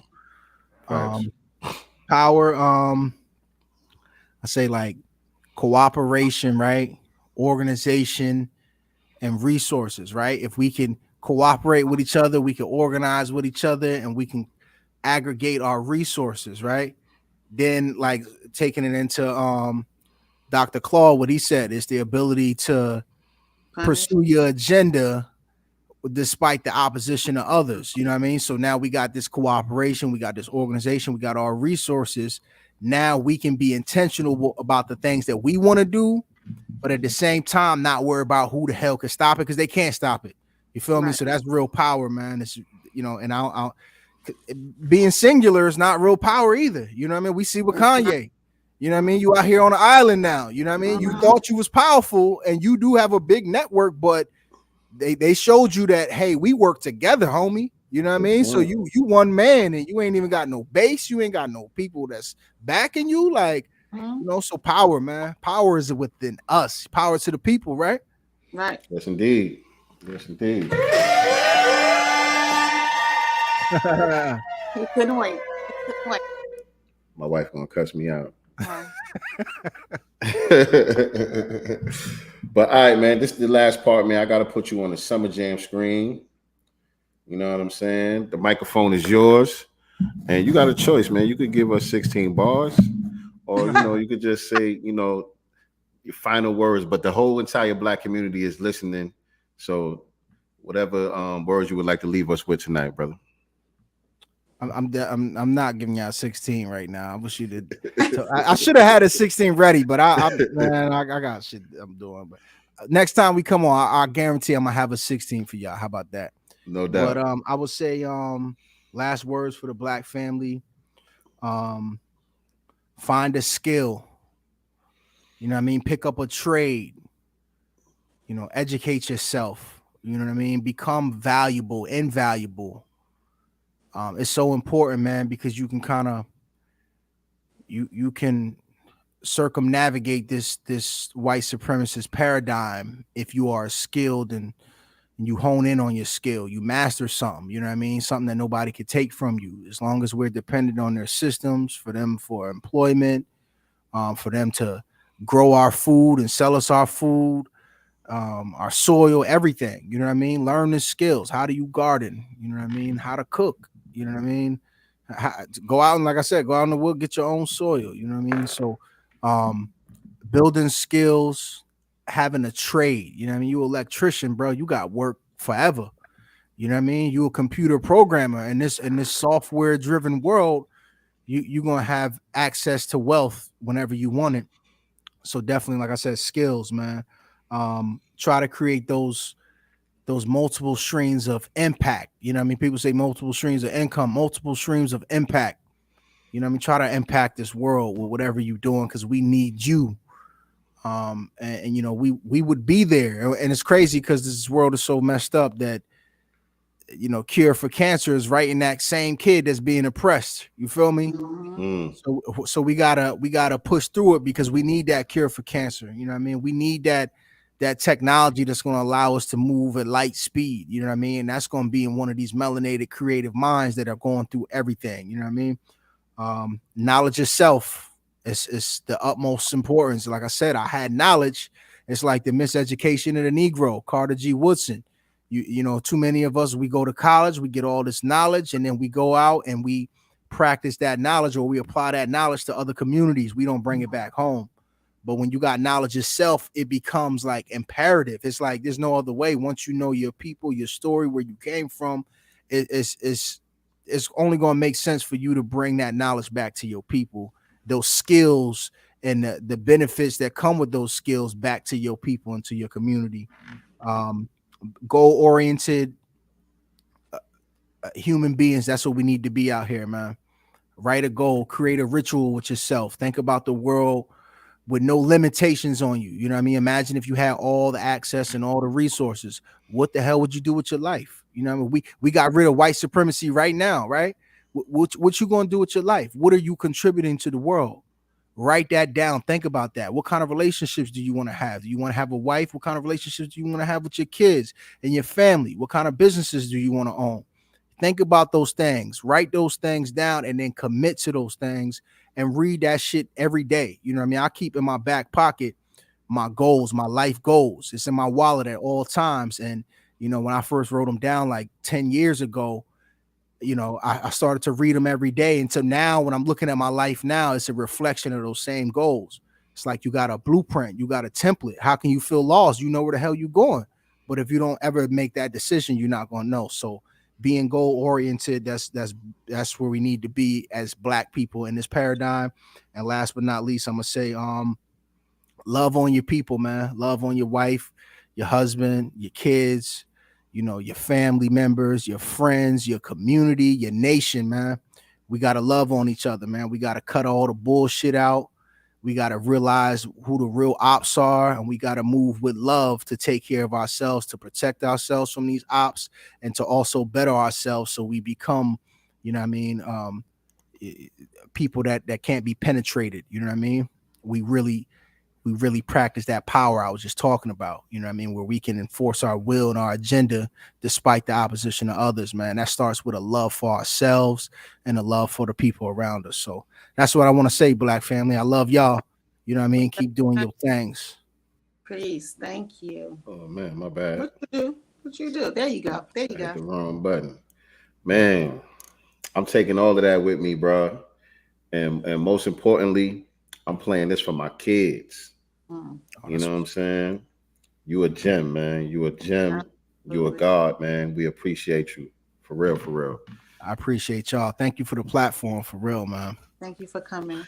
One last thing I forgot to ask you, though. your name. Yeah. What does your name mean? So it's as you see, the letters SES is in capitals. You know what I mean? So SES Fifth is my name. Samuel Edward Simmons the Fifth. I'm the fifth one with his name. So yeah. SES, you know, I used to sell weed back in the day, and you know what I mean? It kind of made sense. Then it was my initials anyway, you know what I mean? So, but SES Fifth, man, that's, you know, I used to go by SES the Great back in the day too when I first started rapping. But yeah, SES Fifth, man, it's my name, it's my initials pretty much. Okay, so. who would have thought? I thought this was some science I didn't know about it. Came out of one of the tools or something. We can make all of them acronyms and make something up, but that's essentially what it is, man. You know, no doubt, man, no doubt. All right, family, man. This has been another great episode of the Black Business Showcase, man, with our brother SES Fifth. Y'all know how we do, man. We do this every Wednesday, 9 p.m. Eastern Standard Time, 6 p.m. Pacific Time. Make sure y'all check us out for that, and also tune in on Sundays for our regular broadcast where we talk about current events and other important topics that are relevant in Black society. And that's on Sundays at 4 p.m. Eastern Standard Time, 1 p.m. Pacific Time. Nyctegur, what else we got coming up, man, that we need everybody to know? Other than Sunday, nothing. And then this next week, I should say, we're not going to do our broadcast on our normal Wednesday. Next week, to accommodate our guests, we're going to actually be doing Thursday, December 22nd. We will have Demetria Muhammad on the Muhammad. On Definitely. Thursday. So again, no Wednesday, y'all. It's going to be Thursday, December 22nd, same time, 6 p.m. Pacific Standard Time, 9 p.m. Eastern. That's going to be a good one, man. I've been looking forward to that one for a minute. Our brother Demetria Muhammad, one of the great defenders of the Honorable Minister Farrakhan, part of the NOI research team. You know what I mean? So we're going to get some heavy gems on that one right there. SES Fifth, man, let everybody know where they can find you at, how they can support you, all of that good stuff. Yeah, at SES Fifth, Instagram, YouTube, Facebook, all of that. That's where you can find me. I got to get my Twitter back, man. Elon playing games right now, bro. I thought he came through. He was supposed to be looking out for the guard. You know what I mean? But yeah, at SES Fifth, TRUSICworld.com. That's where you can check out all the music, check out the team, download all my music, man. I just want your email. That's it. I want you to hear this magic, man. That's it. And then if you are in the business or if you're looking for any architecture services, please feel free to reach out to me. Simmons-DD, which is design and development, Simmons-DD.com. Got an Umar, y'all. Simmons-DD.com. You know what I mean? Check me out for any architectural needs. If you need, permits, if you're trying to, even if you need advice, a lot of times, my clients become clients just because maybe they needed some advice on something. And then before you know, they was like, I want to hire you. I like what you said to me. So if you got a question about your house and what the city trying to do for, zoning, anything like that, you're trying to buy a new spot, trying to figure out how you want it to look, how you can, maximize your dollar, create the most space in your apartments or whatever you want to do, hit me up, man. I'm here and I would love to help. And check out the Vegan Fest coming through Hudson Valley, HV Vegan Food Fest. That's where you can find us, our handle on Instagram, and our website. No doubt. The real estate people too, man. The real estate developers and all that stuff. Y'all holla at our brother, man. Holla at our brother. But all right, family, that does it for today's episode of Sincere Love the Godcast. We appreciate you. We will see y'all this Sunday. In the meantime, make sure y'all following us. nyctegur with the number 1 on Instagram and without the number 1 on Twitter. And I'm at Sincere Love the God on all social media platforms. And we got the pre-order for the Masters table right now, man. That's www.themastersrsvp.com. Place your orders right now. Get the merch, all of that good stuff. Appreciate y'all. And remember, we are not the master teachers, but we are the master students and signal boosters for the voices of the new Black media. Peace. And Black love. Most resilient, we poster children of prophecy fulfillment. We gotta be God.